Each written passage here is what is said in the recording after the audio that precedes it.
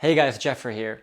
In this video, I'm going to show you and paint you a picture of what effective couples do when they communicate. And I want to contrast this with what most couples do when they're communicating. And I really want you to stay till the end of this video because I think many of us understand what to do tactics-wise here and there to create an effective communication. But I think few of us have a very big picture idea of what the whole course of the conversation looks like from the very beginning all the way to the very end. And by the end of this video, what I'm going to give you is a very clear clarity on how a conversation should begin, how it should progress, all the way until that resolution stage at the end of the conversation.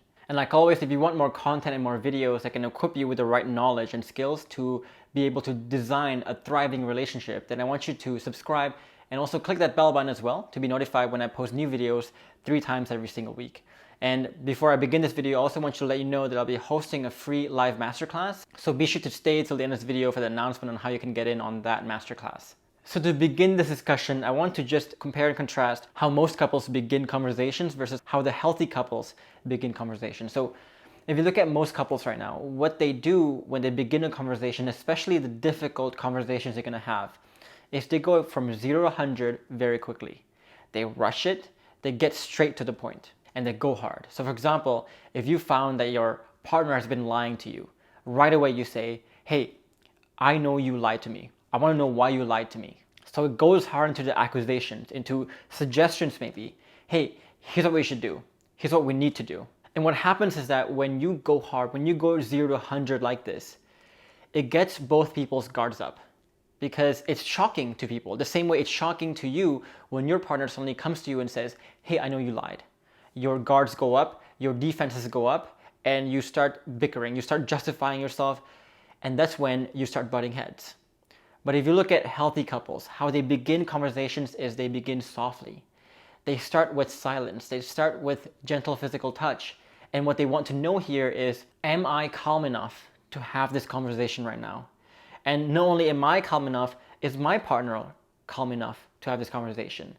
And if it's not, I want to be able to read that first before I say anything and make sure that both of us are calm before saying anything.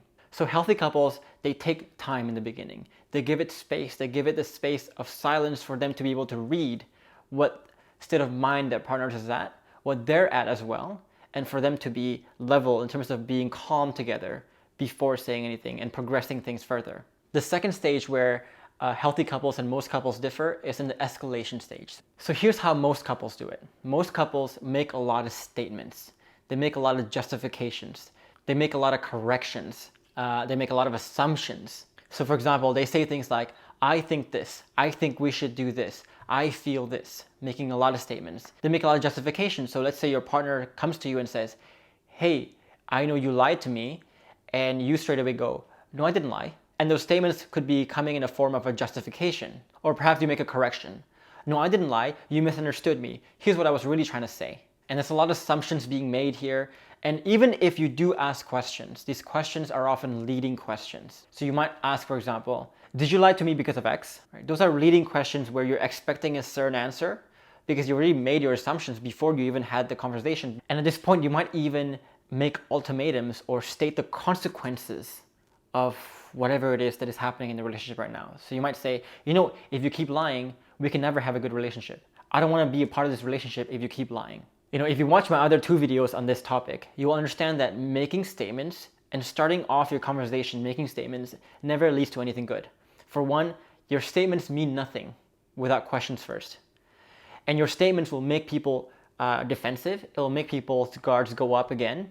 And it will worsen this butting heads and this bickering that you have together.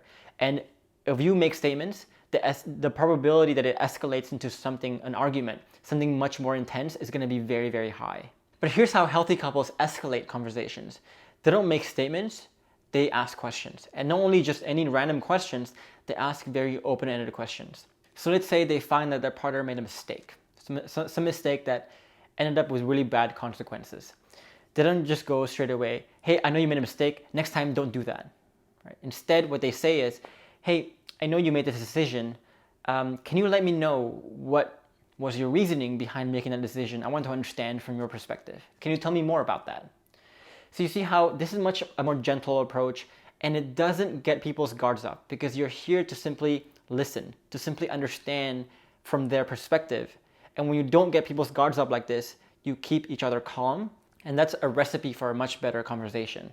And not only do they ask questions, they're really listening. And they're really listening with the intent to repeat and paraphrase. So if you watch my video on how to become a better listener, I've said that, most people, they try to listen with the intent of listening.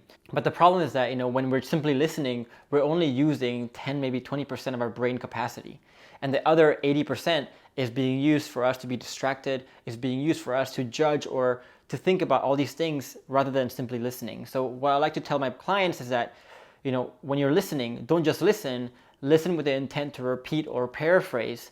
So you're forcing your brain to piece together information while you're listening. And then after you listen, you're saying to your partner, okay, if I understand you correctly, what you're saying is XYZ. So you're confirming to your partner that you understand. And you want to continue doing this, asking questions and repeating and paraphrasing until you can say, I completely understand. If I was in your shoes, I would have thought and done exactly the same thing as you did. And the healthy couples, they don't stop asking questions until they get to this point. But what most couples do is they skip the questions entirely and they make statements from the get-go. And this never ends well. The other key difference in the way most couples communicate and the way healthy couples communicate is in the resolution stage. So, most couples, when they get to this stage where it comes time for them to actually resolve and come to a solution here of what to do next, they make impositions, they make threats, they state consequences, and they have this attitude of putting their foot down. So they might say, next time this happens, I want you to do X. I want you to do Y. I'm putting my foot down. And they might make threats to say, this cannot happen again in the relationship. And again, when you say it this way, you are lessening the chances that your ideas will be taken well. And second of all, when you state this as an imposition like this, your partner may not actually agree with your solutions at all. But because you make such a threat, because you're so imposing, they're going to simply say yes to you not because they agree with you, but simply they want the conversation to be over. And when you do this, you're removing safety, you're destroying safety, and you're going to make it much harder for you in the long run. And you're going to cause more pent-up bitterness, pent-up anger, and just, sweeping stuff under the rug to happen here because you're destroying that safety in the long run. But what healthy couples do is that whenever they're stating their resolutions or their solutions, they're stating it as a suggestion, not as an imposition. It comes in two parts. They're asking their partner for permission whether they're ready to listen to their suggestions or not. So they might ask, hey honey, do you want to hear what I think about this? Do you want to hear my perspective on this? Do you want to hear my solution to this? And you're waiting for your partner to say yes or no. And you might be thinking like, this is such a beta male and weak thing you're doing. Asking for permission? Don't mistake this for a weak thing to do. This is actually a very, very powerful thing to do, because what you're doing here is you're letting your partner decide emotionally herself to listen what you have to say. You're increasing the odds that whatever you say next will have more power, will have more weight. So this is not a weak thing to do. This is a very smart thing to do. And once your partner says yes, I'm ready to hear what you have to say, you're even stating your solutions as suggestions, not impositions. So the key difference here is this. Here's what I think. I think X, Y, and Z. Here's the key difference. You're not just ending it there. You're saying, what do you think? So again, you're not imposing here. You're simply making suggestions and inviting her to consider whether your suggestion is agreeable or not agreeable.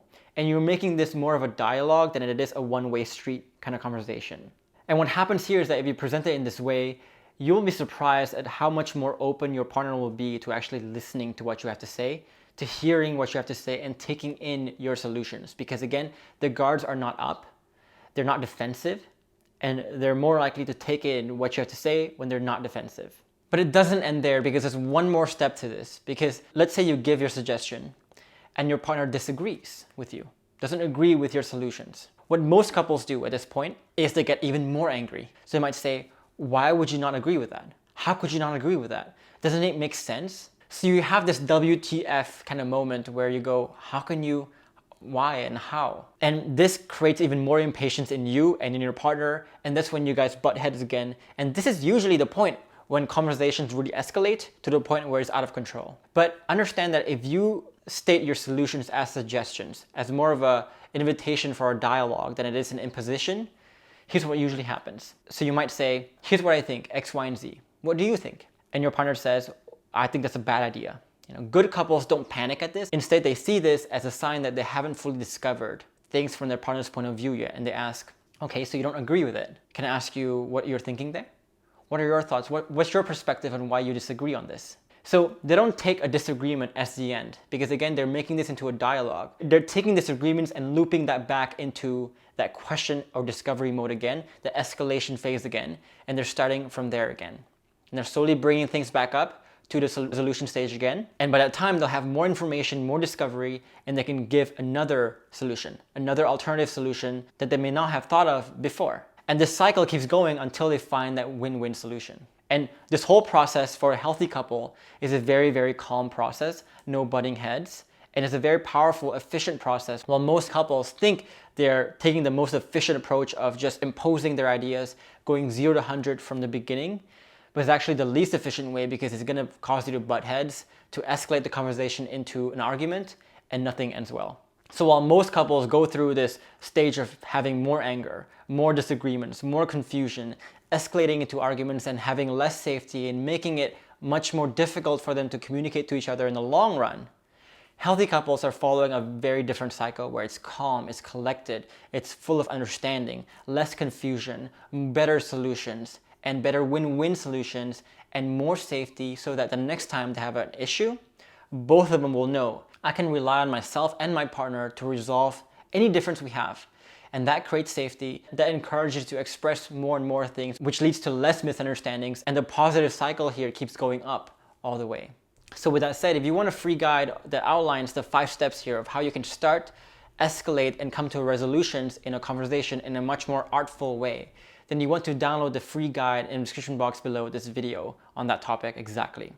And if you want to join the free live masterclass on the 5 proven steps to rebuilding your relationship from the ground up, then you also want to check out the link in the description box below this video. Now, this 5 proven steps that I want to show you in this masterclass is the exact same steps that all my students have followed and what myself has followed as well to rebuild our relationship from the ground up. So if you're struggling right now with your relationship and you're not sure where to start, or you're kind of confused about this million things you have to do to fix your relationship, this masterclass will help you gain a lot of clarity into the exact next steps you need to take to start rebuilding that relationship from the ground up and regain that trust and regain the emotional bond and intimacy you've been looking for. So again, if that interests you, go ahead and check out the link in the description box below this video. And if you want to connect with me on a more personal level, then you can join my free Facebook group where you can ask your questions, post your questions, and actually get good advice on those questions from myself or from other community members in that group. And if you want to join that Facebook group, the link is also below this video. So in the meantime, leave a comment below on what you thought was most insightful or eye-opening for you in this video. And leave a comment below, I'd love to hear from you. If you found this video helpful and if you got something out of it, go ahead and like it and subscribe to this channel for more content like this one. In the meantime though, I do want you to watch these other 2 videos on communication, understanding the reasons why communication breaks down, and the 5 key mindset shifts to better communication in the long term. In the meantime, I will see you in the next video.